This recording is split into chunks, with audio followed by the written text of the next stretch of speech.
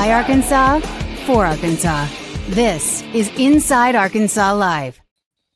And welcome in Inside Arkansas Live here on this beautiful day here in the great state of Arkansas. I'm your host, John Neighbors, alongside Curtis Wilkerson and Andrew Ellis, and appreciate each and every one of you for making us a part of your afternoon this afternoon, as it is technically our Friday and a lot of your Fridays, because we're not doing a show tomorrow here on Inside Arkansas Live, but we're still going to have plenty of things to get to here on this Thursday. We'll do our best and worst of the week, presented by Looper Auction Realty. We'll also get into a vibe checking of the chat, presented by Basis Health. Get into some crazy headlines and other things going on in the sports world, presented by our friends over at BetSaracen, and some summer fun topics presented by our friends over at Freedom Boat Club of Arkansas. But fellas, how we feeling on this Thursday, getting ready for a 3-day weekend? Feeling good. Feeling great. I'm all for the 3-day weekend. My patriotic vibes are gradually going up as we get closer to the 4th of July. Maybe not quite as far along as John's. There are stars on the sleeve of my shirt, but getting there, man. I'm looking forward to the weekend. And I'm proud to be an American, where at least I know I'm free. And I won't forget the men who died and gave their life to me. It's been a while since we've heard Andrew sing, so it's been good to hear that. Yeah. So that's the patriotic vibes that we get from Andrew. Hey, this is Curtis, this is my subtle outfit for, you just haven't seen it tomorrow. Like, this is just my starting point. And then tomorrow is really when I build up to it. So, right. Going to get to that point. You went real subtle today. Yeah. Like I said, don't want to stand out too much here, but that's okay, because we're having some fun with it today. And we're going to continue to have some fun with it today, because there's a lot of sports topics we'll get into, some non-sports topics we'll get into, and of course get to all of your chats and everything going down with it. But I was kind of curious, guys. I know we've been talking a lot about football and going through position groups and everything. And yesterday we talked a little bit about recruiting and missing out on a kid that was a 4-star player. But Arkansas comes back and adds a 4-star player out of the state of Alabama with J.J. Bush. So it's just funny because that's 25 commitments. They have 25 commitments for the 2026 class. And it was a great get. There's no doubt. I mean, they beat out LSU mainly, but Missouri was in there as well. And I even saw that Matt Moscona and other guys in LSU were almost shocked by it, that they were like, really? I thought that this was a lock for that. But even though the sports season is still slowing down, and there's some negative recruiting news that happened yesterday, still had some real big positivity. And I'm just really fascinated about what this is going to do in the 2026 class. Like, are they done? It's just like, all right, we're good. We don't need to worry about that class anymore. So then what do you focus on? Just the season itself? I don't know. I've just never seen it to where you've had this many players committed this early for a recruiting class that most of them won't even be on campus for another 6-7 months. It's shaping up to be the largest class in the history of college football at this rate. I mean, good grief. They're going to have a whole damn roster full of freshmen. This is it's unprecedented. But this is usually the time where they get a big run on commits, and yesterday's was a good one. That helps. Are they done? Maybe, but it could also be a deal where you get on into the season. I'm sure they're going to have some more guys who take visits and they're in town for games or whatever, and then maybe that's where you get in the business of making some business decisions. Like if you get some momentum going throughout the course of the season, you have some nice players come in, and all of a sudden they want to recruit or they want to commit. Maybe you have to make room, quote unquote, to get some of these guys. So certainly from a number standpoint, you would think, good grief, they got to be close to done, right? But there's always ways to make room if you need to, if there's a prospect that you really want out there. Yeah, maybe there's another move or two here or there, but I think it was probably a little bit by design, them kind of taking care of this early, because we say it all the time. Every time during portal season, we say, who really cares about high school recruiting? Well, the reality is you still have to go out there and do it. And so maybe it's as simple as this coaching staff kind of wants to get this done so that in November, December, they're not still kind of doing a lot of these battles or still kind of making some of these moves. And like you said, sometimes things change. You have guys decommit, guys come available, coaching changes, change a lot of things. And so Arkansas will kind of play their chances there. But I think they probably did go in thinking, hey, let's get as much of this done before the season as we can. One, now you got to keep these guys on board because, of course, there's going to be coaching swirling rumors and potentially you're firing your coach in November, December. So I think getting the class set now and then just focusing the next few months on keeping it together is probably going to be a focus of theirs. And again, I think when they're in that portal window in December, I don't think they want to be worried too much about high school kids during that signing period. So ideally, all goes well and they're able to just kind of keep it going. Realistically, though, and I mean, listen, we can talk about the class and we can talk about what happens. It's going to end up being ranked in the same vicinity as every other Arkansas class. They're going to be about 13th, 14th in the SEC. We'll see where they end up in the rankings. I think they're like 22, 23 now. I imagine they'll drop down to the 28 to 30 range by the end of it. And listen, it's the high school class is never going to really move the needle in terms of the program. But I think it probably helps this coaching staff think, hey, all right, we kind of took care of most of this. Now we can focus on the season, focus on what matters in the portal, and then focus on whether or not you're going to keep the staff together after that. Yeah, and being able to get a linebacker to the extent of a JJ Bush yesterday, I think that I saw somebody say that was the third straight year that Travis Williams has been able to get a 4-star linebacker from not the state of Arkansas, like an outside the state, which is really impressive. Because I remember after Travis Williams' first year as defensive coordinator and linebacker coach, the entire linebacker room left. And I was like, oh gosh, is this guy, is he hard to play for? Or maybe there's players that don't really care about him or like him or whatever. But considering what the linebacker group looked like a year ago, which was one of our biggest concerns, it's like, hey, we have Xavier Sori and that's all we know. Just kind of knowing that it did step up and play very well. And you have Xavier Sori coming back this year. Travis Williams was a big part of that. And I just want to play this because I love his hype and his excitement. And he just posted this video after the commitment was made of JJ Bush. Yes, sir. We did it. Got another one. Yeah, girl. Yes, sir. That's all you needed to know. He was pretty pumped up and fired up about it. But I mean, again, it's given the situation, given the circumstances, getting a 4-star linebacker is huge no matter what. But it seemed like, especially with the recruiting class being just a bunch of 3 stars and everyone was concerned about it, like this was kind of a nice little capper onto it, to where, hey, you may think of certain situations or certain problems that may be happening or the uncertainty of what's going to happen next season, but Travis Williams at least is still out here recruiting, and Travis Williams able to get a big time player in JJ Bush, which according to the LSU I guess it's Go 24/7, I think is what it's called, the 24/7 website for the LSU Tigers. Sonny Ship said that according to him, that JJ Bush had the Hogs up their NIL ante in a big way, and LSU did not have the need at that position to play ball, is what he was reporting. So I thought that was interesting, a fact of upping their NIL ante when, revenue sharing and NIL seems to be a topic of conversation here within the football program itself. Nobody's ever missed on a recruit for anything other than money. Apparently. That's true. That's just the excuse that everybody's going to throw out there nowadays. Does Arkansas have money or do they not? Right? Who are they allocating their funds to? Not receivers, but to linebackers, whatever. This is a good pickup, man. I like it. And honestly, they did need that one, because if you think about it, you feel pretty darn good about linebacker. I probably feel better about linebacker than any other position in terms of, star power, I guess you could say. When you got Sori and Steven Dix both back, that's 2 starters that are super reliable. You feel really, really good about it. They're both out of here after this year, whether the staff remains or, what happens there. So they need some young guys to come in and be able to produce. And it's honestly a pretty good sales pitch. I'm sure they'll address linebacker in the portal also, but they're probably telling these young guys like, hey, we really don't have much at all coming back, especially with Brad Spence over at Texas now. These guys are out of here. So I look at, a guy like Bush, maybe an opportunity to come in and play early. They went out and got Tavion Wallace. Maybe he's going to be a guy who get in where he fits in a little bit this year, but then they're probably going to need him to step up and play a lot next season.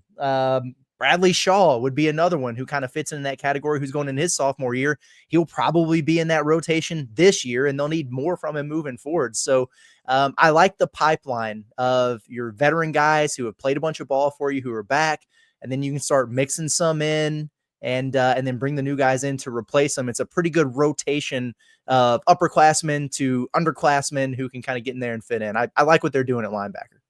For sure. And I mean, on this current Arkansas roster for the fall, I would say linebacker might be my most trusted position. Like if I were ranking all the position groups, it probably would be number 1 just because of Dix and Sori being back and the stability they have. And I like those young guys. I like Bradley Shaw. I think there's something there. I think in year 2, he's going to be able to play a little bit more. I think this time next year, we'll be talking about Bradley Shaw as like a legitimate starting option. And then, like you said, we'll just see how these younger linebackers. Obviously, we'll have to wait a year to watch Bush, but like we'll just see how these younger linebackers fit in. Tavion Wallace, looking forward to seeing what they have there. But I think, and John, you mentioned how a few years ago we were like going crazy because we were like, hey, they lose Pooh Paul.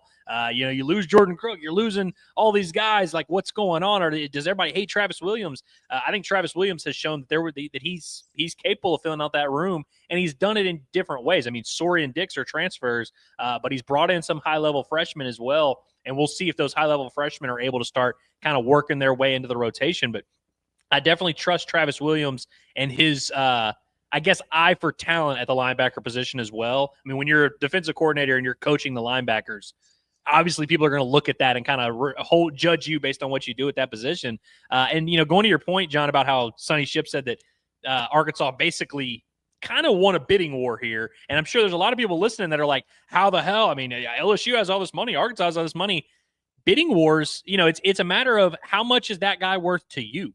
How much do you want this guy? And that's always, I wish people understood that more, that like, if a guy chooses a school and he signs a deal or whatever, it's not as though like Arkansas or LSU couldn't match the number, but hey, he was more important to Arkansas than he was to LSU. And I think that's why Arkansas ends up winning the battle. That's why they end up ponying up and making it happen. Like I remember when the shortstop from, I believe it was Maryland, Hakopian, when he committed to wherever he committed, A&M, I believe it was, I don't even remember. Everyone was like, oh, was it because of money? We just couldn't pay him money. It's like, no, it's not Arkansas couldn't pay him money, but do they really want to spend $750,000 for a shortstop whenever they have a pretty good roster in place? It's like, these are the decisions that happen. There's a lot of nuance that goes into it, and it's not terribly dissimilar from how recruiting was 5 years ago before NIL. Like, obviously there's different numbers and different factors involved, but it really comes down to those relationships you build and how important is that guy to you. And now the funds you're able to allocate are different, but really you can win these recruiting battles. And that's why we've never really bought this notion that it's like, hey, Arkansas, they just can't get any good players because of money. And it's like, they have money. They can get good players. It's just a matter of finding those guys that you feel like fit your program and deciding, are they worth it? Do we really want to go in? And I don't know what the number is in this particular case, but I think this is just a good example of Arkansas finding a guy they like, knowing how important he was, and going out there and beating one of your rivals to get him. And now I'm sure LSU fans are telling themselves, oh, we didn't want him. He sucks. He's not going to play in the SEC, blah, blah, blah. Whatever. It's just good to see Arkansas win a battle so that we know that they're capable of doing it, and it's just nice to get someone that other people wanted, which you just love to see. Yeah, and I saw that Travis Williams also put out a tweet yesterday basically saying, my guy, Coach Woodson, talking about Marcus Woodson, and at a gif of, I guess, Randy Macho Man Savage, just a fun thing because he was really, they're kind of like a tag team in this, basically what this gif was saying is like they're a tag team and doing a lot of recruiting. And I know I've been a huge fan of Marcus Woodson and what he's been able to do. And it just seems like they have a really good vibe about him. Like it's one thing where about Petrino and we know about that situation. We know about, the offensive line and what they've gone through and the changes there with coaches and whatnot. With Petrino, he brought in his whole staff and then the Eno stuff. But it's like you look on the other side of the ball. Now you start with Barry Odom and everything, but then he goes and gets a head coaching job. Now he's at Purdue. You throw in where Travis Williams and Marcus Woodson and those guys, with all the stuff that's surrounding them, they've just remained pretty solid. It's not like they've ever lashed out at anybody on social media or that they've said anything that has made them feel like, oh, we just can't compete, or they haven't left for another job. It just seems like they've been back in the shadows, just doing their thing, doing their job, getting coaching and recruiting and not stopping. And that's something I think that needs to be respected a whole lot because, with all the outside noise and negativity that is always thrown around that's going on so much and how difficult it is to do this and that and the other, these guys are just going out there and still coaching and coaching within the means that they have and doing what they can. I feel like either one of those guys could have left after last year for another job, probably even a better job in some cases, maybe more money. I mean, they could have done it, but they didn't. They've stuck with Arkansas. What is this, their third straight year now at Arkansas? So, I think there's something to that. And given the circumstances, defenses haven't been perfect at Arkansas, but given the circumstances of who they've had and what they've had to deal with and all of that, I think Travis Williams and his staff, especially with Marcus Woodson, I think they've done a pretty good job taking what Barry Odom and everybody, where they had some solid defense, taking that, but making it to where, hey, it may not be the best defense, but it's not a defense that's going to lose you every single game and be a major problem for you like it once was. Yeah, I agree with most of that. They've certainly had some big games that have been won because of what Travis Williams and that defensive staff, the game plan that they've been able to put together. Like the Tennessee game, obviously, is one that really stands out, but that's not the only time that they've been able to do that, which has been really, really cool to see. Now, they have done the thing the last couple of years where it's tapered off towards the end of the season, and sometimes that's just a overall depth issue. You know, there's so much wear and tear that goes on in the SEC that not every team is built to withstand it's like a war of attrition. And so maybe there's been a little drop off there. I know Sam said the thing where he felt like they may have been tipping or just a move behind on the chessboard against Ole Miss, but then they were, a little bit better after that. You know, they looked like they kind of rebounded, took advantage of the bye week. I like what they're doing over there. I like the energy on that staff. And to your point, we talk about Sam Pittman all the time, and him being on the hot seat, or is he not on the hot seat, or what does this look like? What's the fan approval? All these things, and that weighs on everybody. It weighs on the players. It weighs on the rest of the coaching staff, and you still have a job to do, and you can't portray to your team, to your players, that you're worried about that, or you're thinking about that, or you're looking ahead to the next spot, and them going out, winning some recruiting battles, showing a little bit of energy and excitement. That I think it's exactly what the team and the program needs. So good on them for doing that so far here. Yeah, if I can offer my humble and honest opinion here, I feel like defensively, Arkansas has been working with lesser talent the last 2 or 3 years. Under Travis Williams, I feel like the talent on the defense has not quite been the same. You think about some of those years like 2021, even 2022 with Barry Odom, it's like, and they had some injuries and stuff. I mean, they had like 8 or 9 defensive linemen. They had some linebackers that had some NFL interest. Like, you had an All-American and great. Like, there was actually like a decent amount of depth and talent on those defenses, and they severely underachieved most of them, especially in 2022. I know they were banged up in the secondary, but for that team to have the worst pass defense in the country, with Barry Odom as the defensive coordinator, like that's vastly underachieving, if you ask me. And Barry Odom's proven that with how good his defenses have been at UNLV and pretty much everywhere else in his career, and hell, even in his early stages at Arkansas in 2020 and 2021. I feel like what Travis Williams has done is he's overachieved with lesser talent for the most part. I mean, hell, like last year we look at that roster and we look at the secondary and we're like, yeah, not great. They should have done a better job of getting better players in the secondary. They went out there and beat a playoff team with that same defense. They held into a game with Texas with that same defense. They were in a position to win a few other games. They fell apart a little bit in that Oklahoma State game, but it's like they've actually overachieved with what they've had. And I think Travis Williams, that's one thing that he's kind of seemed to, he has some adaptability as a defensive coordinator where he's like, all right, listen, we can only play 3 linemen. Let's figure out a way to do that. Let's make this 3-man front work. And they did that against Tennessee. Oh, all right, now we're going to play 4 down and we're going to have to blitz more. All right, we'll make that work as well. And, they've got a receiver that's like, he just kind of figures out a way to get the most. And it's not like Arkansas has been a great defense by any means. But I start to wonder, like, man, if you could give this guy legitimate talent in an actual defensive line room and, maybe a couple actually, again, maybe a real NFL safety one of these days, what could he actually do? And will that ever happen? I don't know. But I do think that in big picture, though, I trust Travis Williams to kind of get the most out of his pieces. And last year, they didn't have a ton of talent on the defensive side. I think he got the most out of it, which was just kind of an average SEC defense. And so getting some of these guys that are actually sought after from other SEC schools. And the more I'm even doing this soliloquy, I'm just thinking about the D-line, and I'm like, that's going to be the problem, though. They don't really have anything on the defensive line. But I do think Travis Williams has embraced being a Hog, and I think his loyalty over the last 3 years has been nice, and it's probably helped them a little bit on the recruiting side when he's talking to some of these kids. Like in this particular battle itself, it probably helped knowing that, hey, Travis Williams is so bought in on being a Razorback. Now we'll see if he can really make some strides, land some of those big portal guys next offseason to where maybe you're able to build on a solid average defense and then add portal guys. I'd love to see Arkansas start doing that in the next couple of years. Yeah, I would too. And I think that with what Arkansas has done with some of the players they had, because even last year when you lost Jalen Braxton, which I still think was your best secondary player, I mean, there's a lot of defenses that, or at least defensive coordinators looking at it, it's like, hey, we have to have that one guy or else our defense is going to go from being solid to being terrible. But I think they made up for it as nicely as you could have, where I'm sure he much rather have had Jalen Braxton playing all season long and how that all would have played out. But it didn't happen that way. So I agree, doing more with less and finding ways to make a defense stand up and be at least competitive in the SEC has been big time. And we'll see what this upcoming season has in store for that. But I did want to bring up a few other things because I know we'll get into the chat. What do you got? I want to ask you guys this. What's y'all's opinion on Phil Steele, if you have one? Do you have an opinion on Phil Steele? No. Not really. I haven't kept up with them the last several years. I used to get the magazine like once a year. Yeah. For the most part, I think I'm generally pro Phil Steele, but I would imagine he's like many media members these days, and he's probably just mailing it in. He has like 6 all SEC teams. That's one thing I know, but I don't like that. I was writing those stories back in the day.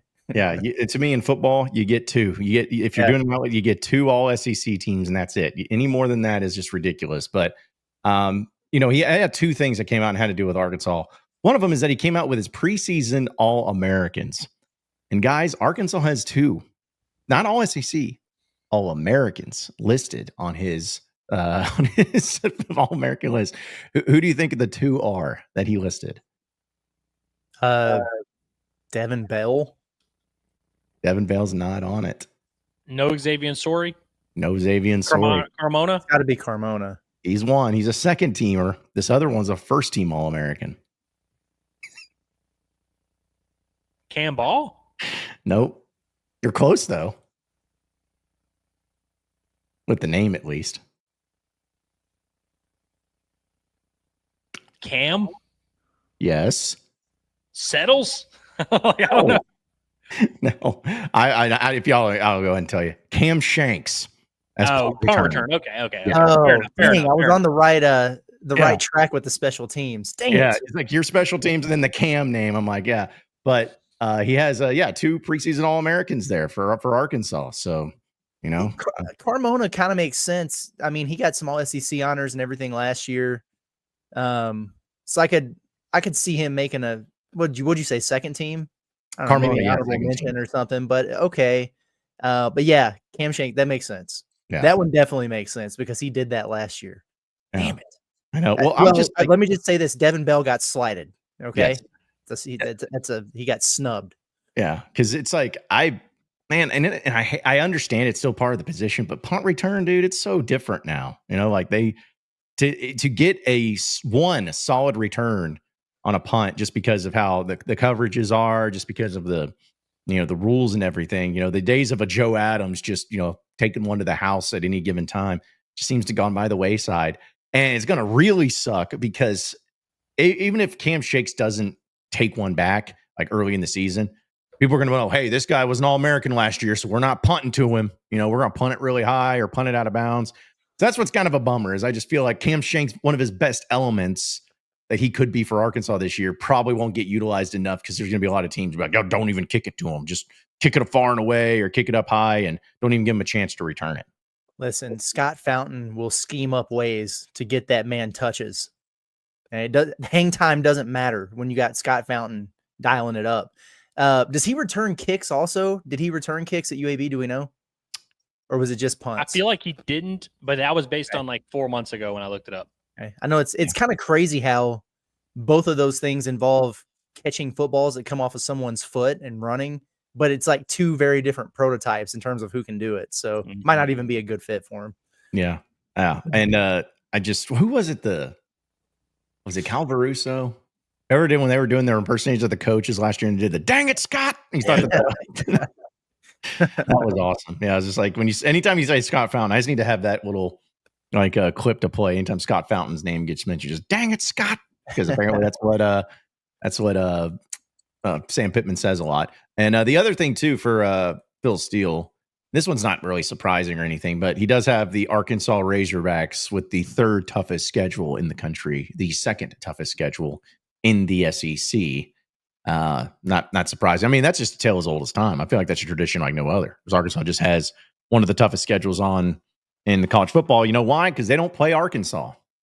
That's usually how it goes. Who had the toughest one? According to this is from the SEC at least, Mississippi State has the toughest one in this upcoming year. Gotcha. And then see. They got to play Arkansas. That's true. That's saying something when if they're doing it that way to where they play Arkansas and they still have a tougher schedule. I think they like- had to run it back with they had to play Arizona State again too. Yeah. Right. Which is a big one, yeah. But think about it, like Arkansas and Mississippi State, the only big difference in their schedule is Arkansas plays Mississippi State plays Arkansas. It's like that might be enough, like of just the margin where it's like Arkansas gets a 2-10 team, they get a 6-6 team. It's like that's In probably enough Fayetteville, to give too. them the nod. Mm-hmm. Yeah, I was this made me laugh though because he ranked all of the SEC teams. Who do you think has the easiest schedule in the SEC? If you just Missouri, it's Missouri, not even close. Not even close. Annoying. I know. They not only that, but he ranked them as the 50th easiest schedule in all of college football. FBS, that is, for them. Their And toughest game in non-conference is Kansas, I think. Yep. In fact, it's they host Kansas, so it's like they get Kansas and Louisiana at home, and then they get home games against South Carolina, Alabama, A&M, and Mississippi State, and they go on the road. Get this crap. They go on the road to Auburn, to Vanderbilt, to Oklahoma, and to Arkansas. How did that happen? Like, why? Arkansas has never had a schedule like that. Missouri just gets all the favors apparently, and nobody cares. So they're probably going to go 9-3 or whatever again next year, just from the easiness of the schedule alone. No SEC program in history has been able to be worse and get to 9 or 10 wins every year. It's unbelievable, man. It's crazy. They're going to have back-to-back 10-win seasons and really have never been that good. I mean, they've been good, but like it's not 10-win good in the SEC. But it's just for whatever reason, man, they get the benefit of the doubt with this thing. It's crazy. So let me ask you guys this, just because we'll play this game since it's July, who cares? If Arkansas had Missouri's schedule, what do you think their record ended up being? If they had that, if you flipped, obviously Arkansas, Missouri, but like, what do you think? They probably win 8 or 9 games. I was thinking 8 wins, honestly. Yeah. Like last year, even just like obviously Arkansas lost to Missouri, so it's hard to make this argument, but it's like I think with last year's schedule, Arkansas probably would have went 7-5, 8-4 with those circumstances as well. Yeah. Well, and you want to know who is a very close second in the SEC with the toughest, or least toughest schedule. Very close second is Ole Miss, which I was a little surprised by because I thought it was like, oh yeah, last year they had a tough schedule, but this year they host Tulane and Washington State, and their home games are against Arkansas, LSU, South Carolina, Florida, but then they go on the road to Kentucky, Georgia, Oklahoma, Mississippi State. So even then, it's got some tough games in there, but still, yeah, it's just one of those deals to where it sucks. Tennessee's up there with also one of the least toughest ones. Vanderbilt kind of got away with it too, but leave it to Arkansas, always up there in the top half. And you can't, and I guess, I mean, you can blame it a little bit on, playing Notre Dame in the non-conference and having to do that, and playing Memphis, which I still blows my mind how all that transpired. True road game. Yes, a true road game in Memphis for whatever reason. And also, I'm curious, maybe you guys can answer this for me. Is Jonesboro closer to Little Rock than Fayetteville is to Little Rock, driving-wise? Probably, right? I think maybe by a little bit. Okay. Because it's like a legit 3 hours to Fayetteville. Yeah. So it's like you could say Little Rock game is kind of a home game for Arkansas State. They're closer than Fayetteville. So according to the rest of the state, man, that's going to be the freaking game of the century. Going to be packed to the gills, man. It's going to be so hot and people are going to be dying in the stands and it's going to be awful. So, but anyways, yeah, I wanted to bring that up too. It's just tale as old as time, man. Toughest schedules around. That's the Arkansas Razorback way when it comes to the football side of things. So we'll have few things to get into. But let's go ahead and do a vibe checking of the chat presented by our friends over at Basis Health, where they are changing the way healthcare is delivered by providing mobile medical visits to the comfort of your very own home. A doctor will come to your home for urgent care, primary care, IV hydration, and so much more. It's Basis Health. They're here for you when and where you need them the most. Learn more at basishealth.org today, or you can scan that QR code right there at the top right corner of the screen. All right. So, let's see, Justin, we were talking about the schedule. He says that schedule ain't even that tough. LOL. Who was he talking about? This is something we talk about all the time with Hog fans in terms of setting the expectations and setting the rules. If you believe this, then you would believe if Arkansas doesn't make a bowl game, they should unequivocally, without a doubt, fire Sam Pittman. If you're going to say that the schedule is not that tough, then Arkansas should win minimum 6-7 games, right? I mean, I just don't understand how anyone with their right mind could say that the schedule is not that tough when you're playing, for sure, three teams that were in the playoff last year, and two of those games being at their place in Tennessee and Texas. You're playing Ole Miss on the road, which was a borderline playoff team last year, throwing that into the mix. Also at LSU, which we always know is difficult, and they're always fighting for a playoff spot. And then, I don't get that. So, well, there's the reasoning that I just pulled up here. Be down. Missouri going to be down. Tennessee going to take a dip. Auburn is iffy. Texas A&M is a toss-up, and Notre Dame at home. We will win that. And LSU and Texas, like my brother in Christ. What are you talking about? Like you're talking about. I like the optimism. Yeah. Well, what's Arkansas though? Are they going to be up? Like you think they're going to be up from a year ago? Like what? All right. Also going to Ole Miss this year instead of playing them at home. We just talked about Missouri, but it's with Missouri, it doesn't even matter if they're good or not. It's just this weird kryptonite-like thing with Arkansas. Tennessee probably won't be as good as they were last year, but you got to go there. Auburn is iffy. I mean, I think they're going to be better than they were last year. You get them at home. I kind of count that as one that they could get. I don't know that I would call A&M a toss-up. Like they're going to be projected to beat you on your home field, but it's still a home game, so that's nice. Declaring Notre Dame a victory, I don't know if I can go that far, but I just don't get it, man. We'll see. Again, appreciate the optimism, but I do tend to agree with LSU and Texas being the two hardest games, though. Yeah, I mean, I would say so. And the LSU game, the only reason that it's maybe your hope is that since it's an 11 a.m. game or whatever, you'll find a way to maybe get them caught sleeping because they don't play as well at night. I mean, that's literally the only thing you could probably go off of and hope for is something like that. So, but yeah, I don't get where that comes from. But still, schedule's very tough. It always is.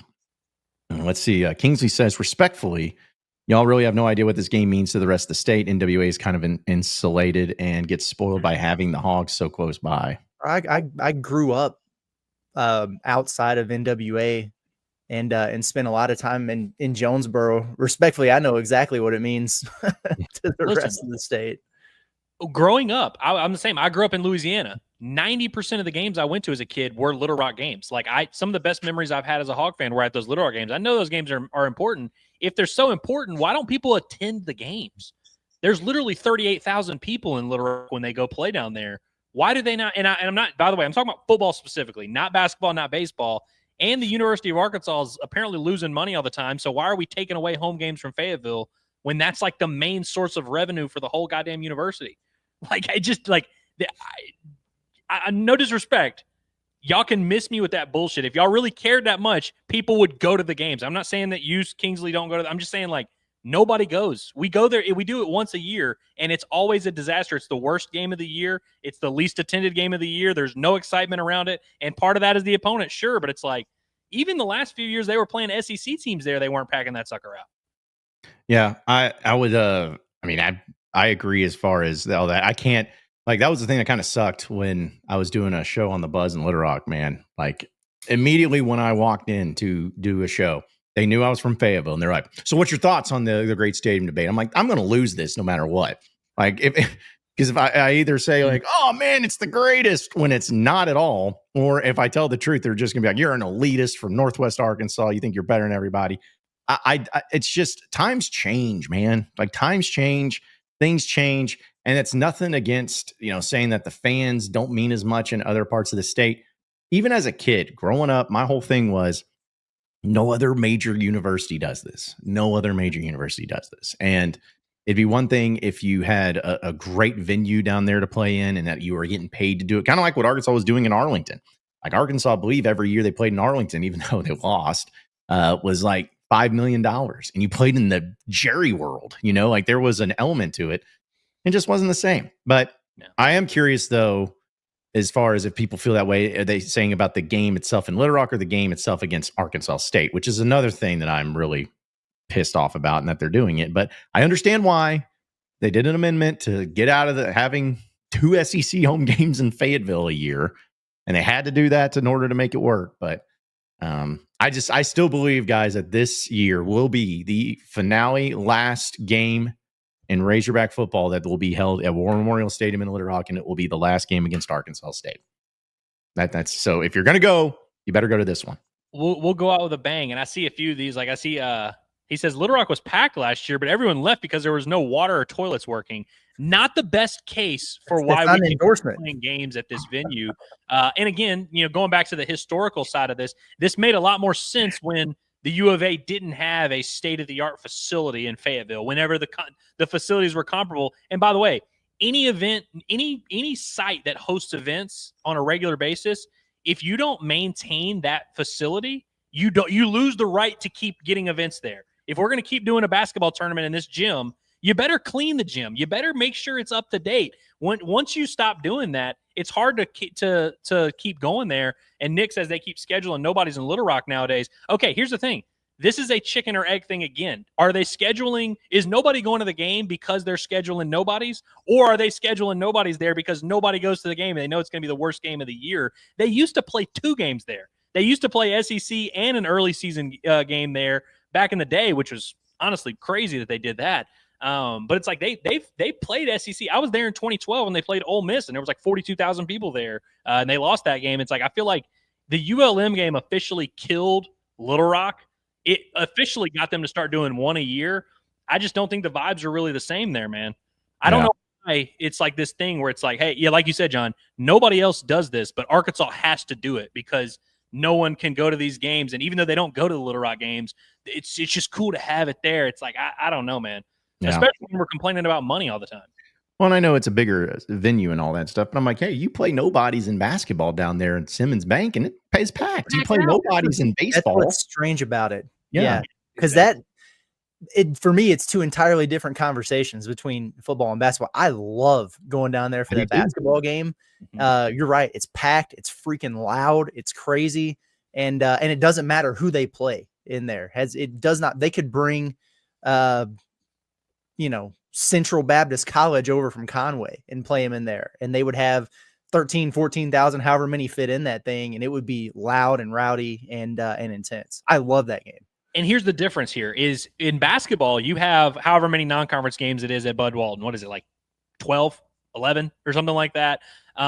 You're taking a nothing game in Bud Walton that would be half full or whatever, and you're moving it to Little Rock and making it a special thing, which is why people come, and it's awesome.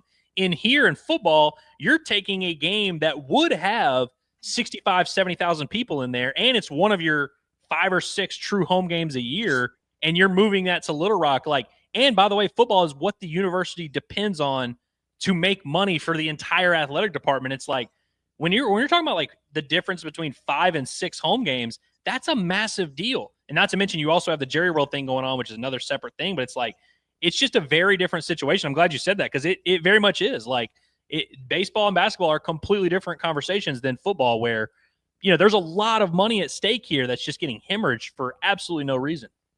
And I know we're spending a lot of time on this, but hey, it is summertime, so whatever. But, I think that just from what I gathered when the short period I lived there in Little Rock, and talking, because all my friends are from Little Rock too, and they're very protective of this game. I think most of them have come around and saying that, hey, it's not necessary anymore.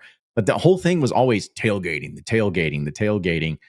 And I'm like, that's great. And who knows, maybe it is better in Little Rock. Like, if that's what you want, that's great. But, I just could not imagine if I was it maybe sounds spoiled, but if I was a student athlete at an SEC school, and it's like, hey, once a year, you're going to have to leave your home to go play a home game down 2.5, 3 hours away, and a stadium to where it's the worst stadium that any FBS team is going to play in this year. Like, I believe that it's the worst facility and any FBS team will play in this season. And you have to do that. It's in the blistering hot. It's in the middle of the day. It's against a no-name opponent. Like, all those things, it's got to be hard to just be like, man, I'm here in an SEC. We're playing in all these venues and stuff. And then it's like this random time we got to go play in a good-sized high school stadium. And I'm not trying to be mean-spirited. I'm just looking at it from the perspective of, if you want to be big time up here, you got to act like big time, and big time does not incorporate something like that. So yeah, it's just weird. And it's nothing because I think like just thinking back to like, in basketball, having that story when Arkansas beat Michael Jordan in Pine Bluff. I'm like, could you imagine if they're like, hey, Arkansas, you're going to play the number one team in basketball this year and you're going to be playing the number one player. You're like, that's great. And you're like, but it's going to be in Pine Bluff. I'm like, excuse me? Like, it's going to throw everything off. So it's just times change, things change, and it's all good. It's all good. Michelle makes a great point here where she says the tailgating is good. Half the people don't go into the actual game, though. Both of these statements are true because I've tailgated. I've had a great time, which even furthers the point that it's like, why does the game have to take place in that venue if nobody's going to the game anyway? It's like y'all can still tailgate on the golf course if you want and then just watch the game in Fayetteville, Yeah. Yeah. In fact, it's not a golf course anymore, Andrew. All right. It's just I know. It's just a park. Just a big park that sits there. They still let people tailgate there though? Yeah, for a game, yeah. But they apparently, I don't know. There's a lot of these rules and regulations. I don't know. I remember all the experiences I had with traffic and stuff going to a game. I had a parking pass, a media parking pass. This is years ago when I was still living up in Fayetteville. I had a media parking pass. Go down there. I was unfamiliar. I was trying to get to the lot, and there's these cops directing traffic. And I rolled down a window and asked the cop, say, hey, man, I got this pass. Like, can I go over here? He goes, don't know. I was like, great, thank you. I was like, does anybody know? He's like, no clue, man. Move along. Awesome, thank you. So it was just tough. It means a lot to the state, though, John. It means a lot. Thank goodness. Let's see. The student section just comes in, says, should Curtis grow some dreadlocks? It's just weird on a day where John's wearing a cowboy hat and the other guy could actually do dreadlocks. And it's like, should Curtis grow some dreadlocks? No, I shouldn't grow any damn dreadlocks. I got the Trevin Brazil look going on right now. Hey, that's what I'm dealing with. But I think you're missing the lead here of today's story. If we're wondering if I need to get dreadlocks, I think my hair is long enough now to where I could. I think it's, yeah. We talked about this a little bit, but yeah, it's hard to wash. It's hard to wash. Like I already have an issue with washing my hair. It's already become more of a hassle than I ever realized. I think if I had dreadlocks, it would become even more of a hassle, right? I mean, I would think so, but then again, as someone who ever really have long hair in his life, not that long at least, I wouldn't even know where to begin on that. But I'd have a better shot at a small fro. That'd be pretty good. Start there. That'd be good. Yeah, it might be what we do.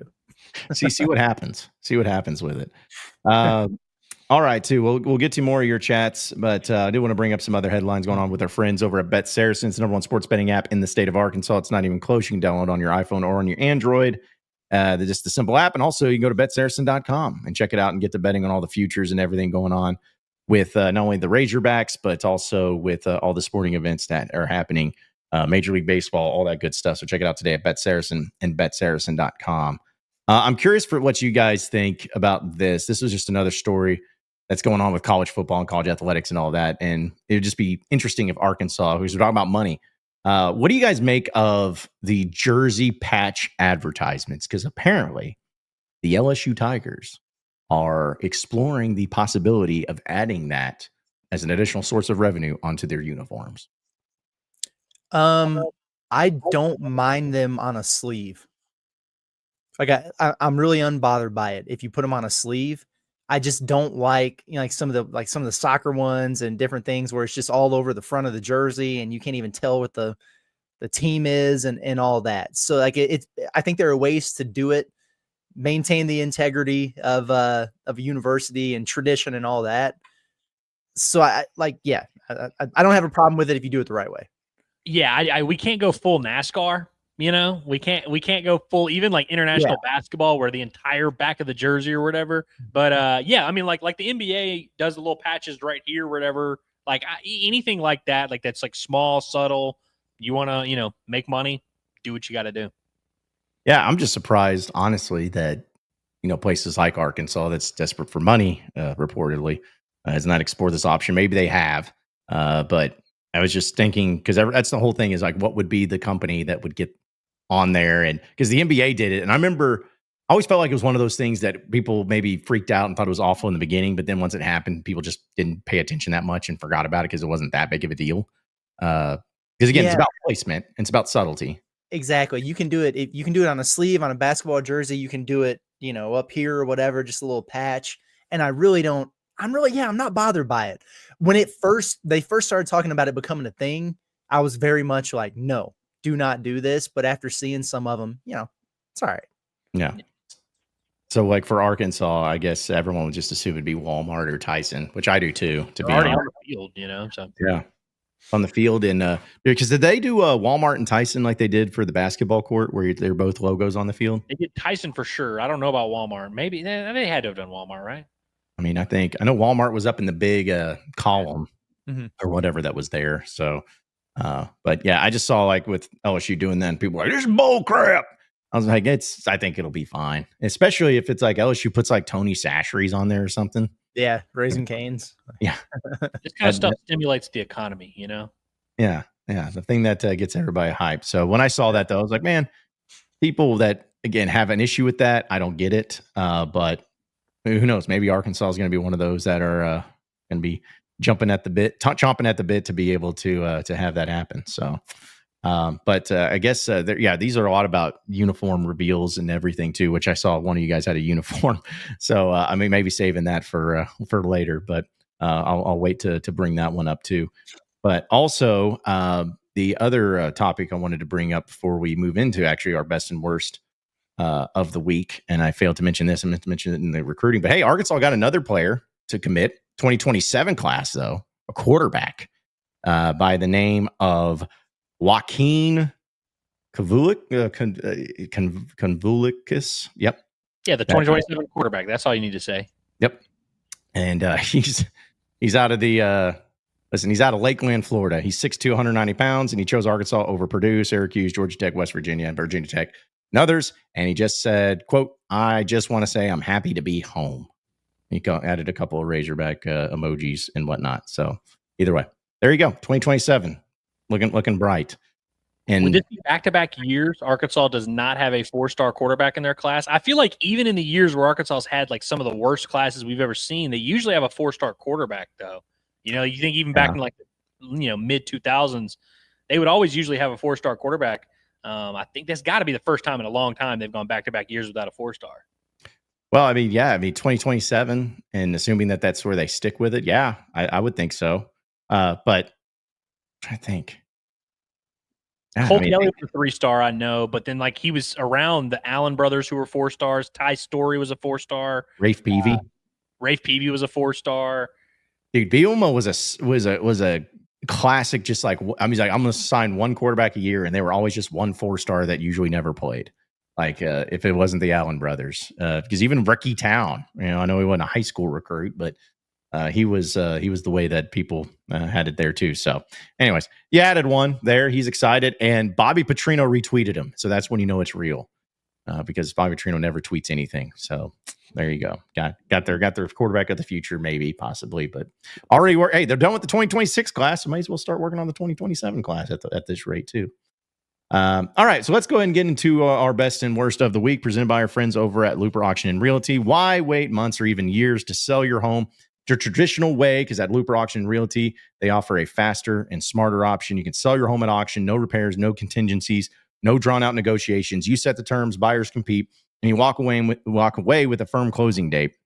Whether it's your home, an estate, or investment property, the auction method puts you in control and gets it sold fast. So you can call Looper Auction and Realty today at 479-996-4848 or visit looperauction.com. It's Looper Auction Realty, sold in 30, closed in 30. All right, guys, my best of the week. There's a few ones, but something that actually happened last night I thought was really cool. And, it's about events. It's about records. It's about history. Seeing Clayton Kershaw get his 3,000th strikeout was a pretty cool thing. Considering, obviously that's a lot of strikeouts for anybody. I think it was the 4th lefty to ever hit that 3,000 strikeout mark. But, anytime you have history like that, when he gets it done in the crowd with, how big it is, and then the ovation that he has and lifting his hat up, like that's the kind of stuff where even if you don't care about the Dodgers or care about like Clayton Kershaw or anything like that, those are the moments that are just really cool because you don't know how many times it's going to happen again, because it's not something that's happened very often. But I just think that I love energy, cool things. That's not because of a championship. It's not because of a, something to get you to the playoffs or anything. It's just a random game in July where somebody has this big record get broken against some random team, and it's just an awesome moment for the sport, for the history. So I really thought that was cool last night, and seeing all the things surrounding it and going around with it. And I'm always like Clayton Kershaw. Clayton Kershaw is a good dude, and longevity too, and staying with the Dodgers, getting paid and everything. So that was one of the best things I saw this week, is just anytime you see records get broken or cool historical moments happen, that's always a good thing to me. Well, he one thing that's really cool about it too is he's done every one of those strikeouts with the Dodgers. You know, like he's kind of stayed in the same place the entire time. And I guess LA is probably a good place to stick around if you're going to do it. But so many people nowadays, they'll play for, 4 or 5, 6 different franchises. So he's been just a mainstay there. That's really, really awesome. And it was kind of funny last night because he came into the game and he needed 3 strikeouts. This is Clayton Kershaw we're talking about here. You need 3 strikeouts in 1 start to get to 3,000. And he had 2 at the end of the 5th inning, and he's at 92 pitches. So it was like, are they going to bring him out? They better bring him back out. And they did. And he wound up getting that one there. But wouldn't it have been something if, they were just like, you know what? Listen, it's kind of like the no-hitter thing. If you have a huge pitch count, we're playing the long game here. We got to pull you, but hey, maybe you'll, maybe you'll go get that on the road against the Oakland A's next week. So I'm glad that they brought him out there and let him get that. I thought it was really cool. I do not like the Dodgers, but I've always appreciated guys like Clayton Kershaw. So I thought that was awesome. Clayton Kershaw might be the best regular season pitcher of all time. Like, he's probably like, there's other guys, obviously you can make your argument for whoever, but it's like you stack up his regular season resume with literally anybody, it's up there. And now he's got the longevity and all that. He's had some of the best individual seasons. Obviously he sucks every year in the postseason. That's kind of the asterisk you need to have to put next to it. But I thought that was very cool as well. Happy for Clayton Kershaw. And I'm with you. I love that that he was a Dodger the entire time. Even though I also hate the Dodgers. It's just cool to see someone, in this day and age, to have someone stick with a team. Not the only MLB milestone. I didn't even plan this for best of the week, but did y'all see any other MLB milestones this week? No? Well, Jose Altuve is now number 2 all time in Astros hits. He passed Jeff Bagwell and is now trailing only Craig Biggio. Some good names right there. Killer bees right there. Now he's got a lot of hits to get to Biggio, which actually, I mean, he realistically might get by the end of his career. Hopefully, it all happens with the Astros, and we can give him a little statue. But Jose Altuve, all-time great. Yeah. Well, and those are the things I think is really cool. They're real quick though. The Kershaw thing, as far as LA, like city of LA sports figures go historically, obviously most of them are going to be Lakers, like Magic Johnson, Kobe Bryant, Kareem Abdul-Jabbar, but like Kobe played all of his games in LA. Magic kind of the same thing. Like, where's Kershaw? Is he like one of the all-time? Is he going to go down as one of those all-time like LA sports figures because of him being in LA for his entire career and doing what he did? Yes, and even though he sucked in the playoffs, they've won 2 rings during his tenure. Now, one of them was literally without him, but I think that will help his case. It's like, this has been a great era for Dodgers baseball, and he's kind of the face of it, I guess. Yeah. LA Mount Rushmore? Yeah. Sports figures. That's a tough one, dude, because the LA Mount Rushmore is like damn near the basketball Mount Rushmore. You know what I mean? Yeah. Like that's a lot of guys. Obviously, LeBron's not on the LA Mount Rushmore. I mean, he's on the actual Mount Rushmore, but not the LA one. But Kareem, Kobe, not Shaq. I wouldn't go Shaq on the LA Mount Rushmore. Kareem, Kobe, Magic. Those are probably 3, and then you can maybe throw in 1 Dodger there. Yeah, I mean, and maybe it would be Kershaw if that's the case. But random, also real quick, what was the home run that Kershaw gave up in the playoffs? And it was like a walk-off, maybe. Was it to the Cardinals or was it to the Astros? Well, the Cardinals owned him in the playoffs. Matt Adams, a.k.a. Jumbo Pepsi, was that was probably the home run that you're thinking about. The Astros had a ton of home runs off of him over the years, but in 2017, they busted his ass. The reason I ask is because, as you guys know, my buddy Devin's a Cardinals fan, my buddy Brendan's a Dodgers fan, and they just talk trash all the time. And Devin found a TikTok or like an Instagram reel. It was one of these cute, like marketed videos that Clayton Kershaw's kid was at the pitcher's mound and he was like throwing, and then as soon as he throws, it switches over to the home run. I love those. And I died laughing. I was like, that's so mean. But anyways, but yeah, that's my best of the week for Kershaw in 3,000. Those videos crack me up, man. And No, some of them they're pretty bad and you feel bad for laughing. Like they'll bring out the person who doesn't have arms to throw the first pitch and he like kicks the baseball up there or whatever. And then it just pans over to somebody hitting a tank and bat flipping. Those are The great. one man. that I always see from the Astros is Yuli Gurriel hit a home run off him, and Joe Buck's call where he's like, Gurriel! Like, every single clip. I love seeing that. Oh man. Yeah, that's good. That's real good. Best of the week for me. I had Kershaw for sure. JJ Andrews finally got somebody to give him that 5th star. I like that. Shout out to ESPN for being just having the balls to do it because it should have been done a while back, but it's just really good to see him get the respect that he deserves here. He has been awesome, man.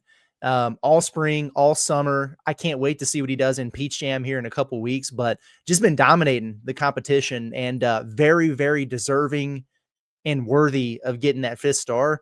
Usually, we kind of know the drill. Like when Arkansas gets a guy, they get the rankings drop. It's a tale as old as time, but that hasn't been the case with JJ. Arkansas took him. It's hilarious to think about it in hindsight, where it was kind of like, well, yeah, but like, where does he fit on the board? Because maybe they're on some higher guys. Do you just, maybe they'll take him, but who knows what his NIL package and stuff will look like? Is he really a priority? Oh no, he was. It just turns out John Calipari, the best recruiter in the history of college basketball, is smarter than everyone else. And they got him and he's balling out now. 5 stars for JJ Andrews. I think he was number 12 overall, according to ESPN. I have a feeling that when it's all said and done, when they re-up the rankings after Peach Jam, that there are going to be some other places that give him that 5th star as well. Love that. I mean, JJ Andrews, again, I want to give you credit for calling that. As soon as he committed, you were like, guaranteed this guy gets a rankings bump very soon. And like you said, it wasn't just because he committed to Arkansas. Like he earned that bump in that ranking with the way he had been playing. Love to see that, man, and makes that it's rare that you have a commitment age well this early. You know what I mean? Like even before he's even stepped on the floor for his senior year of high school, it's like it's already aged pretty well. Love that. I guess my best of the week would have to be just the various Razorbacks that are representing the program all over the United States, some of which representing with Team USA. Out in North Carolina. They are wrapping up today, and then we will cut down and we will find out who all made the team. I got to say, all 4 Hogs have a very real chance to make this team. I think Ryder Helfrich's pretty much a lock. Gabe Gackel has thrown 2 innings. He's faced 6 batters, struck out 3 of them, has not allowed anything. I would imagine he's going to be a guy that makes the team. Cole Gibler has showed very well for himself as well. I think he's got a chance. Kojal was 1 for 10 going into yesterday, and then he went 2 for 4. And so it's like maybe, but he's also been playing second base, playing center field. Cam Kojal's a great energy guy. Like I think they are all going to have a very good chance to make the team. And even if it's only 3 of them, it's like that'll most likely lead the country, which will be very cool. But I wanted to make you guys watch a few big tuna strikeouts, if you don't mind enjoying some big tuna on this fine Thursday. Let me see if I can pull up the this thing here. Rubius hit a 3-run home run 2 nights ago against Wareham, but just throwing darts up takes a there. hack and a miss 7 on a strikeouts fastball last night in the upstairs. Cape. Here's the 1-2. Called strike 3 on a curveball right down the middle. 20 inches, so it can get guys to chase outside. Big hack and a miss on another curveball. Strike 3. Well-located pitch, swing and a miss, strike 3. Beautiful. Like this one. I think we got one more. No, 2 more strikeouts. That pitch has been disgusting today. The 1-2 comes home. Fastball called strike 3 on the inside edge. Curveball swing and a miss, strike 3. Attaboy Colin Fisher, who is also.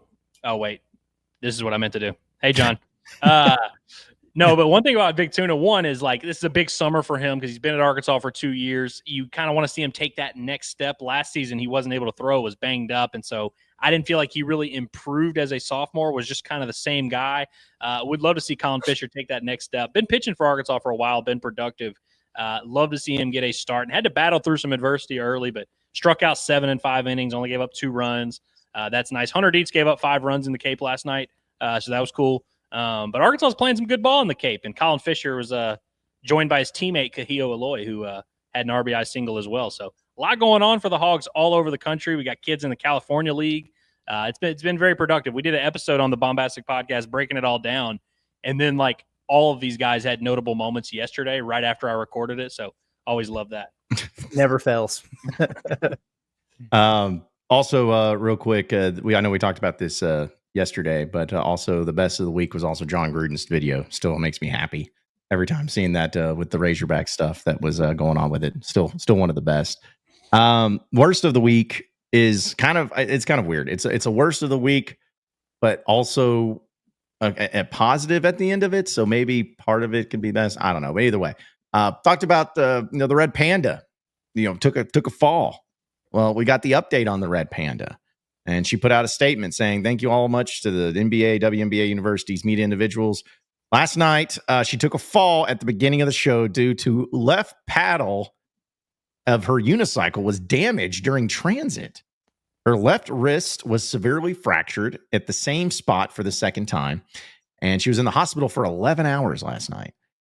They stayed with her. She had a procedure. She's grateful, but she's on her way home, and the doctors in Minneapolis have recommended that as soon as she gets home, she meet with an orthopedic surgeon for the second part of the repair. But she's like, she appreciates all the kind wishes and support and all that. But the reason is because it sucks that she got hurt. It sucks that she had the injury. But also what people are freaking out about is that there was not a message of, well, she's going to be fine. She's going to be back on the bike. She's going to be going all this. So people are kind of, feeling a little bit weird about it. But either way, just sucks, man. It sucks. We talked to Red Panda yesterday, and now it looks like I've actually fractured my wrist, probably not to the same extent that she did, but I fractured my wrist. And it really sucked. I thought she may have broken her tailbone or something the way she fell, but she fractured her wrist. And the fact that it's going to require basically 2 surgeries to repair it doesn't sound very great, especially in her old age. But hopefully the Red Panda is able to bounce back, because halftime shows need her. It's just not the same without having the classic age-old quick change or Red Panda. So hopefully she can get back to throwing those bowls on her head very soon. Yeah, I mean, I don't know how she's going to do it without the flick of the wrist. So it's true. You have to really be diligent in that rehab, Yep. Yeah, I was definitely surprised it was wrist, just based on the video footage that we had. I would have definitely guessed hip or tailbone or something, but it looked like she landed right on her rear end. Yeah, that's what I'm saying. It felt good, but yeah, probably tried to break the fall and broke the wrist. It's a bummer, man. Or as I guess Kenny says in the chat, she broke her wrist and it broke my heart. So yeah, that's fair. That's fair. Exactly. So that was the worst for me. I gotcha. I've got to agree with Big KG here. He says, I would say my worst of the week is Thero not getting cleared for summer ball. I want to see him play. Yeah, that sucks, man, because I love watching NBA Summer League because you just follow college basketball so closely. And then it's all those dudes and, some of them who are really, really good college players that, just because of the nature of the NBA, they're going to have to kind of scratch and claw their way to make a roster. And so like I'm waiting to see, what Razorbacks are playing in it and everything like that. I always look forward to those rosters coming out, but Thero gets drafted. He's the latest pro hog. And just the other day we pulled up that video of him jumping and kissing the damn rim. And so we were like, oh, I guess that knee's feeling better. And then lo and behold, they got the tweet went out yesterday. It said he wasn't going to participate in these summer league games, but they expect him to be fully cleared from that knee injury in time for training camp there. So we'll not get to see a dude Thero in the summer league. That's a little bit of a bummer. Happy that he's on track to be fully cleared, but man, I was definitely looking forward to that. Yeah, I guess I shouldn't be that surprised by it, but I was like, because of course we knew he was rehabbing the knee and we knew, he missed the end of the year with Arkansas and all that, but I just kind of like didn't really think about it. And I was like, man, can't wait to watch him in summer league. So then when I saw that, I was like, oh damn, kind of forgot about that as well. Look forward to seeing him back in action whenever that will be.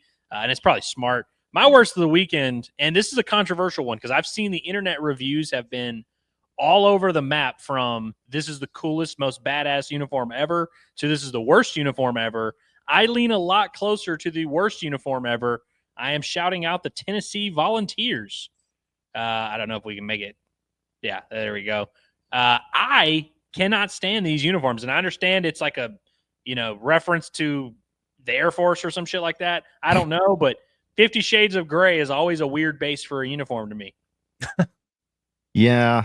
There's too much going on, man. Yeah. See, that's what I'm looking at. It's like, it's fine, I guess, in theory, but I'm not a fan of that. It seems This like looks it's just like- trying too hard, you know? Yeah, this looks like one of those Pee Wee uniforms where the team had a really, really good bake sale, so they just went all out. Yeah, I don't. And orange and black, like those are my school colors, so I usually appreciate those. But this is busy, man. There's too much going on. If the whole so like the jersey I like, and like I like that, like you said, that black and orange there. Like if the pants matched and the helmet matched, I Yeah, think the you chrome- would have something. Why is the helmet a different shade than the pants, and the pants are a different shade than the shirt? Some color blindness going on there, or they've got that U of A syndrome with red. You think dogs look at this uniform and they're like, "Oh, that's fire." Maybe. Yeah, maybe that's who it's for. Is it Smokey? Is that their mascot name? Is a little dog, right? Yeah. Which Yeah. I'm sure there's a reason to it, but it's kind of like the Roll Tide and elephant, and the same thing with like, why is it a dog, Smokey, when they're the Volunteers? I'm sure because it's like the guy's dog, I guess. I don't know, but either way. See, Kenny says this looks like Oklahoma State. Yeah, It's giving off Beaver vibes to me. Big Beaver vibes. Oregon State. Tennessee baseball also wears that charcoal and orange, and I'm like, why? Like, Which we were making fun of. whoever them. invented It's super. charcoal, it Yeah. needs to not see the kingdom of heaven. It's bizarre. Like, I don't mind black. Like, black uniforms are always great. Hell, even some grays can look good. Whose idea was it to make charcoal mainstream? I don't know, man. I don't know. Like charcoal and the anthracite stuff, I just don't get them. Like, just do black. Just do black, man. It looks good. It's like how many people do you see? And this is kind of how I look at it. And I'm not saying I'm like a fashion aficionado, but it's like how many people you just see walking around with like charcoal shirts?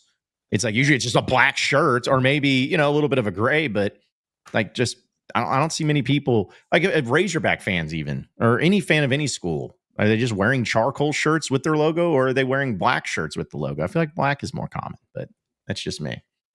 So, man. So of the orange and black, I don't like the numbers either. They're like broken up on the like just. I'm not in on that. yeah. Of the orange and black teams of Oregon State, Oklahoma State, and Tennessee, who's got the best look of the orange and black?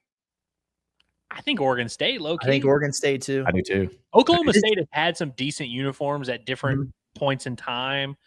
But yeah, I think and Tennessee, by the way, like their normal uniforms, just orange and white, like I think are fine. Yeah. I think Oregon State does the black and orange the best. Yeah. The reason this struck me is an Oregon State thing because they have all those combinations. Not as many as Oregon, but they've got a lot of different combinations. So I could see them doing something like this. Tennessee, it's kind of disrespectful, given the tradition of the program and everything. What are you doing? Imagine if Arkansas did a uniform like this. The whole would go crazy. Dude, like the only uniform I think Arkansas has ever done football wise that was like the one that all people were like on board with was that 1964 throwback that could not have been more basic, in like the 2014 game against Alabama where it was just maroon they wore. Yeah, it was just that, and then the hog on the helmet, which they've never brought back, which I don't know why. Like, because that was the 40th, or I guess it was the 50th anniversary of Arkansas and Bama or whatever. It's like I felt like they should have brought those back when they played Texas, for the first time in conference again, something like that. But they just didn't. So either way. Hey, shout out to our guy Hazelwood for the super chat. Appreciate it. Glizzy's on me. All right. Are they actually on you, or like you're saying that? What are you saying here, man? Yeah, this is an invitation to do something inappropriate. That's what it sounds like. It sounds like, yeah. Maybe just throw glizzies on you or place glizzies on you, but no, appreciate you, Hazelwood. I actually had a couple for dinner last night. If I'm being honest with you, on your own, or did you like go somewhere for them? On my own, microwaved them. Ooh, did you wrap them in a paper towel? No. Okay, just put them in. Did you put them in the bun first and then microwave them? Yeah, just literally on a paper plate. 40 seconds. Okay. Ballpark Franks or some Oscar Myers? Ballpark, yeah. Okay. Mm-hmm. I got a thing of brats in my fridge, ready to chow down with those in the air fryer. So, yeah, it's that time of year. It's the 4th of July weekend, which is a reminder we are not going to be doing a show tomorrow. So you're just going to have to enjoy your holidays without us for a little bit, but that's okay because we'll be back and better than ever next Monday. But you know what? Speaking in spirit of that, let's go ahead and get into our summer topics here on the show, presented by our friends over at Freedom Boat Club of Arkansas, where summer's finally here, as we all know, and you want to be on the lake. A lot of you are probably going to be on the lake this weekend. And then some of you are like, man, I really wish I had a boat so we could go on the lake this weekend. Well, that's why you need to join Freedom Boat Club of Arkansas, because they give you the access to the boats, but without the commitment that you need. They take care of the boat. You simply enjoy the moment. You show up, you get on the boat, you have a good time, you bring it back, and it ends there. There you go. And they have different locations, 3 different locations across the state of Arkansas, whether it's Greer's Ferry Lake, Lake Hamilton, or a day on the river in Little Rock. Freedom Boat Club of Arkansas will help make your summer in the natural state the best one ever. So check out their website today at freedomboatclubar.com. That's freedomboatclubar.com to learn more about the benefits of joining the boat club today. Okay, guys. So since it is July 4th Eve, the birthday of our great country, the United States of America, we're going to have some theme for the patriotism, or at least for America, when it comes to these questions. And we will start with sports. What's the most patriotic moment for you in all of sports? Oh, I think this one's easy. It's George Bush throwing out the first pitch after 9/11 at Yankee Stadium, World Series. I think it was game 3, maybe, that was.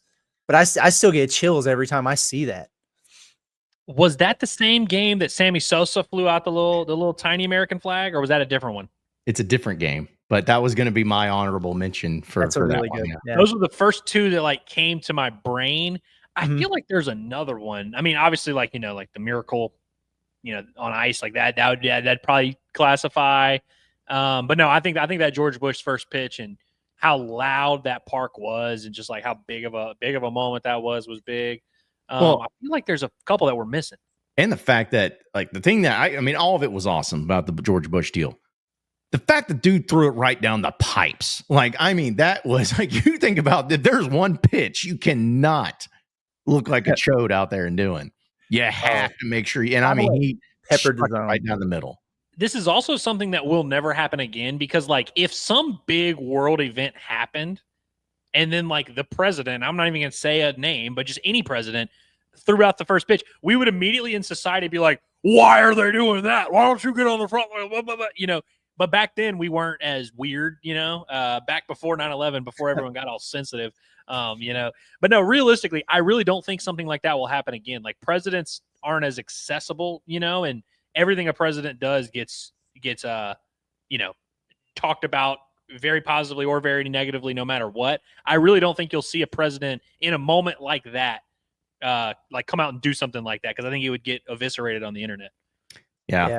I'd even because also the reason I loved the Sammy Sosa one was also because he ran out to the outfield, with his flag, and then he hit a home run and he grabbed the flag, and he ran around the bases. And I forgot who the commentator was. Maybe it'd been the Cubs guy, but it's just like he's like, Sammy Sosa rounding the bases. He's got Old Glory with him too. Like, he just his little flag that he's running around. It was just cool stuff like that, man. Where it's just like that's all that mattered back then. But yeah, I feel like. I mean, again, if there's one that we're missing, I think some people are saying, like on Twitter, I know, and then Jakota's also saying the Red Sox and Yankees game when they announced the killing of Osama bin Laden. I'd have to actually go back and witness that, because I'm not saying that it wasn't one. I just don't remember that happening. But I know there was someone in the chat who was watching WWE Extreme Rules when John Cena got up on that stand and was like, "We have killed Osama bin Laden." I'm not even joking. I somehow convinced my mom to buy me that pay-per-view. It was like a random, I guess it was like May or something like that, pay-per-view of the WWE, and I was in like 7th grade, and she bought it, and I was like, just wanted to watch the matches and all that. And whenever he got up there, I was like, holy cow, this is crazy. Great luck of me to just randomly get my mom. Normally WrestleMania was the only one I could get, but I somehow talked her into Extreme Rules, and thank God. Yeah, thank I God. had no idea that Osama bin Laden had been killed. It's the only way you would have known. Jeez, man. I was like, dude, John Cena went through a phase where he was like big on the patriotism thing, which like obviously a lot of people are and like a lot of athletes are, but like he went like really over the top. They had done a show in Iraq a couple years before, and ever since then, that's when he really went big on like the salute and all that. So he was like, when they killed bin Laden, he was like, "Oh, I'm giving a speech." And it's just a shame because Kurt Angle was the true American hero, you Yep. know? Yeah. Perk That's angle. true. That's true. Yeah. First one I thought of. Yeah. Again, if there's one in the sports realm that I'm missing, I'm curious about it because Obviously, there's a billion Olympic moments. Like we Yeah. could be like, "Hey, Phelps getting his gold medals," or whatever. Like all of them, sure, but like realistically, like I feel like those are almost separate because those are designed to be patriotic. The most patriotic moments in my mind are the moments that aren't necessarily supposed to be patriotic. Mm-hmm. Oh, and I'll throw in one, guys. This is random, and maybe you guys don't remember it. It's always sucks because it's always after tragedy. But I'll never forget. Not a hockey guy, but after the Boston City bombings that happened, they had a Bruins game. I think it was the Bruins, and it was like the first game, and like they started doing the national anthem. They had this guy that like sang it all the time, and he like just stopped singing. He started leading the whole crowd into the national anthem, and they all started singing, and they're all just drunk Bostonians, just going crazy, singing the national anthem. I'm like, yeah, it's like stuff like that's always really cool too. Big Poppy gave the speech at Fenway that this is our effing city. Like that was very good. I don't know does that count as patriotism if it's like Boston pride? I mean, it's Sure. It's, A Dominican guy being like, this is our city. hey, we're not a country unless the Boston Tea Party happened. So, it's Boston was an important figure in all of that. I like this from our guy, Wyatt Peters of Radiant Elements. He's like, now watch this drive, like the George Bush thing when he talked about. That was awesome. Yeah. Now watch this drive. And then bam. Yeah. Man, good times. Not really, but good times. Okay, so moving on to the food side of things. I felt like, we could go a different direction for this too, but the hot dog eating contest, is always on July 4th. So I got to ask you guys, if not to say you'd win a contest, but if you're like, hey, you have to do an eating contest and you get to choose the food of which you compete, what food would you choose to have the best chance of winning an eating contest in? If we're talking quantity, it'd be wings. Although I'm not the fastest wing eater in the world, so if it was timed, that could be problematic for me. If it was timed, like you got to get through this in a certain amount of time, I think pizza would be my move. I would say the most likely. I don't know the rules of this eating contest, but I would assume they're going to be some level of time. I was thinking chicken, like just strips, nuggets, wings, like something like that. I'm pretty good at. But Curtis saying it made me realize that a lot of people probably feel that way. So I would probably have some decent competition. So I don't know. I mean, I'm obviously there's like a lot of obvious ones, but like I think French fries, I think I would be able to compete pretty heavily in. I would say, again, it depends on, and maybe that would be the case. Maybe you could set the rules on if you want it to be more timed or more quantity. Like which one would it be? But if it's about quantity, I think pounds of steak would be mine. Because I've always said that for some reason I can eat a lot of steak, and I can't. That's like the one item that, like, I've eaten a 3-pound steak before. One day I'll maybe try, because also that's what sucks about it is like it has to be a good steak too. Like someone's like, oh, you get this 5-pounder over here, but I was like, yeah, but if it tastes like crap and it's not any good, then it's not going to make me want to eat it as much. So it has to be a good steak, but still, yeah, I think that would be mine. If it's timed, fries would probably be close up there for me too. Like just of housing those, or peanuts. Really? Boy, that'd have to be a lot of peanuts for a It contest. would be.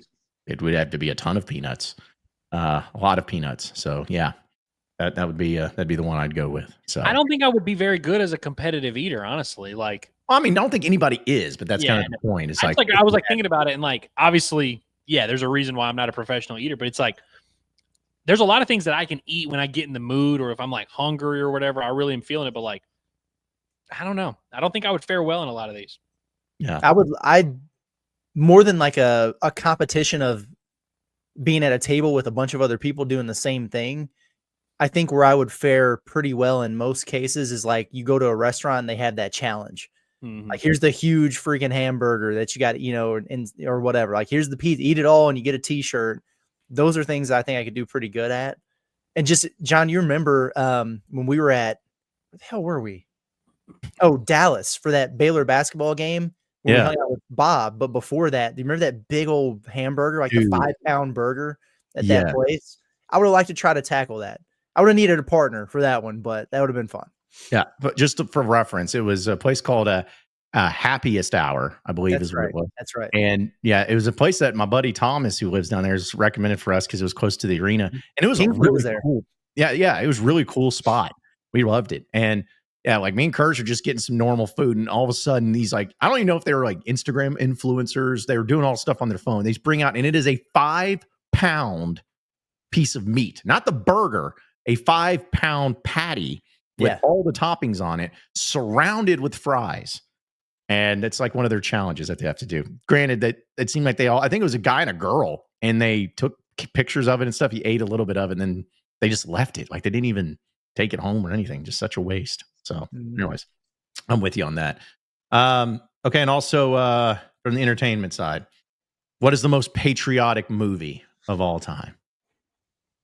Miracle. It's a great one. For sure. Top Gun. Top Gun. It's a great one. Top Gun's up there. Rocky 4. Rocky Yes. 4. Rocky That's 4. the one. If I can change and you can change, and blah, blah, you know, that was very good up there. I don't know if this counts, but like Forrest Gump. Like, I don't know if it's like patriotic as much as it's just like American. Yeah. Like, I know it's stupid, but it's like I don't even know if it's a story about patriotism, but it's like it just feels very American to me when I watch Forrest Gump. If you just erase Jenny from the conversation altogether, then it becomes pretty. What a skank that Jenny. Yeah, because he went through all character American in history. film cinema history. Yeah. Like, yeah, it was, he went through all the American history too, and all of that. No, I as were the ones I thought of too. The Patriot is like the most, like, obviously on the nose with Mel Gibson and Heath Ledger. And, that one was big. I love all those, like those old military flicks and everything. Did you, whether it's like the sniper ones Have or y'all just, seen that? yeah. Mm-hmm. Have y'all seen the new, there's a new movie, Warfare, which I don't think it's like, necessarily a huge blockbuster, but I had a couple of buddies that said they saw Warfare, and it's literally just like no plot, no nothing. It's just like an hour and a half of just hell in Iraq. And it's like set in the mid 2000s, and it's very intense, allegedly. Yeah. Cause it's like sometimes they're like war. Like, here's the deal. Saving Private Ryan is a great movie. One of the all-time great movies. But it's like, man, mainly because of that opening scene. It's not one I just turn on, I'm like, just going to enjoy myself and like see people's guts come out of their stomach. Like, it's just not one of those deals. Sandlot's great. There's a scene, maybe it's Sandlot 2, where they watch the fireworks and all that. It is like literally Sandlot 1. Is that Sandlot 1? Dude, yeah. Sandlot is very, very patriotic, if I do say so myself. Yep. Blades of Glory. Blades of Glory. I mean, hey, what about Team America? Sure. Okay. I mean, listen, I feel obligated anytime there's a conversation like this to throw out some nerd movie. I feel like Captain America, the First Avenger, is it like feels like you're watching a U.S. history class, because it's set, I think it's during World War II. And it's very, very patriotic. And my dad always cries at the scene where before he gets the serum and he's big and he's Captain America, they do like a test where they throw a thing and he jumps on the grenade, and all his buddies in the army who have been very mean to him were like making fun of him, and they scurried away, but he jumped on it even before he had the serum, which is what led them to be like, hey, this is the guy who needs the serum. I think Captain America First Avenger, I know it's obviously, Marvel and it's superhero and CGI and blah, blah, blah. It's pretty patriotic, though. I feel like more patriotism watching that than I do most of these movies that we're talking about, honestly. No. I mean, again, you could go a lot of different directions. It's about what it means to you. It's just an opinion on the matter. I did want to throw in real quick, got a text from a buddy going back to the sporting, like most patriotic. I thought that this was a great one, too. The one of, if not the best rendition of the national anthem by Whitney Houston in the Super Bowl was pretty patriotic. So, there was another like really iconic national anthem performance. Fergie at the NBA All-Star game. Oh yeah, that one. Yeah, that one has got to be up there. Jeez, man. never do that. There's been times when I didn't feel very proud to be an American, and that was one of the times where I'm like, really? Really? This is happening? So, yeah. But again, yeah, a lot of people just coming in like Jakota's over here saying Happy Gilmore. I mean, sure. If that's gets you going for Any America. movie that's set in the summertime feels American. Talladega Nights, very much, yeah. Very much so. Yeah. Anything like that. So okay. Before we roll out of here for the weekend, let's get in a few of these chats before we close up shop here. Shane just wants to know, Curtis, any word on basketball practice? Dying for something, please. Buddy, do I have a treat for you? It's called the Pot at the Palace, my man. Every morning at 6 a.m. And just a couple days ago, we had an episode where about the first 15 minutes was just some feedback that was coming from summer practices. Some guys who might be surprising a little bit, some guys who are looking good. You got to go check it out. There you go. But I will tell you, just to give you a little just to answer your question in fairness, but seriously, go listen to that because there's some good little tidbits in there. But I gotta say, the guy who I've heard the most consistent positive buzz about is Billy Richmond. Richmond. So there you go. I'm trying to think. Do I have the clip? No. Hey, stop it! There we go. Exactly. I want to make sure I still had it there. Exactly. Also, Kenny wants to know, Curtis, can you dunk a basketball like you used to back in the day? Hell no. Now, I was I wouldn't even call it bouncy, but I could do a couple things when it came to a dunk. So I could reverse it, dunk it backwards, and I could throw it off the glass and catch it and dunk. And that was like the extent of any tricks or whatever. Could I do that now? Hell no. I was just talking I've got a buddy in town for the 4th of July weekend and everything, and we were talking about it. I just don't think there's any way. I'm very confident I could still, get rim and everything. Maybe if it was like a perfectly placed little lob, like right in front of the rim, if like every ounce of my powers, I could get a finger on it, get like one of those little fake dunks maybe, but no, hell no, there's no way. Too old for that, man. Knees ain't what they used to be. You're saying you are no longer capable of putting your thing down, flipping it, and reversing it? No, those days are behind me, bro. Let's see. Hickory Hog says, Andrew, do we know anything about the big left-handed Hawaiian in the 26 class? Looks like we may have another low hog. Yeah, Judah Ota, I believe is how you pronounce that name. Big. He's like 6'4", 6'5". With high school kids, it's always weird because you'll see 7 different listings. I've seen him listed at 6'6". I don't know if he's 6'6". He's massive, though. And I believe he is about to enter his senior year of high school. So this time next year, we'll be talking about him possibly staying in the draft or coming to Arkansas. The thing about him is he's super late bloomer is probably not the right word because he's always been a big athletic kid, but he's just now getting on everyone's radar in terms of like draft guys and scouts. I mean, he's from Hawaii. It's hard for the Phillies to get out to Hawaii to see him play. But Rick Nomura actually brought him up when we did our episode back, and I guess that would have been whenever we were in Lexington, so February 1st. And he's in that same Nomura Academy, plays on the same teams and everything as all those guys. And, of course, seeing his Hawaiian brethren out here balling in Fayetteville has to help. But, yeah, he's been committed for a couple of years. That dude's a stud. Outfielder, 6'5", big, tall. Like, I'm really excited about him. We keep thinking we found the biggest Hawaiian person, and then we find a bigger one, and then we bring him to Fayetteville, and he's nasty. Also, student section wants to know, Andrew, can you speak Creole? No, not a little bit. It's funny. The other day, I cooked at the house. I cooked dinner, which I do it about, say, twice a month, maybe twice a month. But I cooked dinner for Hillary and I, and it was jambalaya. And I said something, and she was like, "You kind of sounded a little Cajun there." And I was like, maybe it's just the seasoning's kind of, I don't know. Did you use Tony Chachere's or did you use some sort of other? The jambalaya mix was Tony Chachere's. So yeah. Oh, okay. Hey, it shows how much I know. All I know is that if you're a home somewhere in the South, but especially I'm sure in Louisiana, but it's like you got to have certain seasonings in the pantry, and Tony Chachere's is one of the ones you have to have. That's my go-to on everything. And every time I do cook something, Hillary says, "Don't put Tony's in mine." You know, she'll be like, you can season yours up however you want. Don't put it in mine. And I'm like, all right, whatever.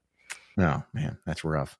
All right. Well, guys, any final thoughts before we roll out of here for not only the day, but for the July 4th long weekend? Well, everybody enjoy the 4th. Commemorate it the right way. Enjoy yourselves, barbecues, time on the lake, whatever. Hey, Freedom Boat Club's right there, by the way.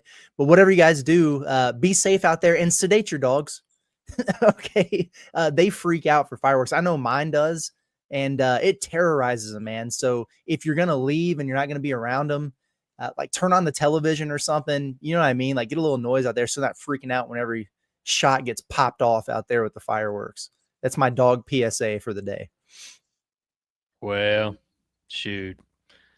This is a great country we live in, boys, don't you think? This is a great country we live in. I'm proud to be in it.